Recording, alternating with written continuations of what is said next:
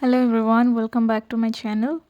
तो आज मु शेयर करी आम रिसेंट वेडिंग फंक्शन पर।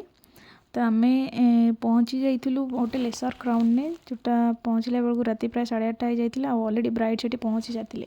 डेकोरेशन देखिपे डेकोरेशन बहुत सुंदर होता। पूरा लाइट और फ्लावर वाइब। मेनू रे पहुँचिकी फास्ट काम है पानीपुरी। पानीपुरी खाइबा बहुत टेस्टी थी एक्चुअली। तापर पहुँची गलु चाट सेक्शन में।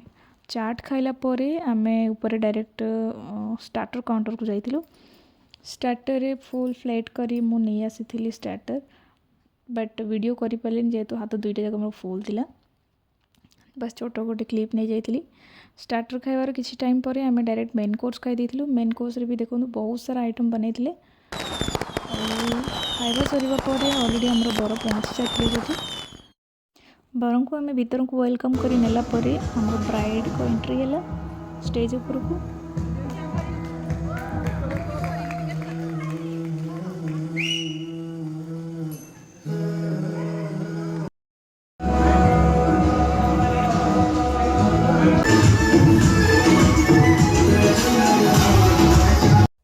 लास्ट आम निजर किसी फोटो वीडियो क्लिक करी घर को फेरी। जदि आप मो चैनल को सब्सक्राइब करना प्लीज सब्सक्राइब करदे। पुणी देखा।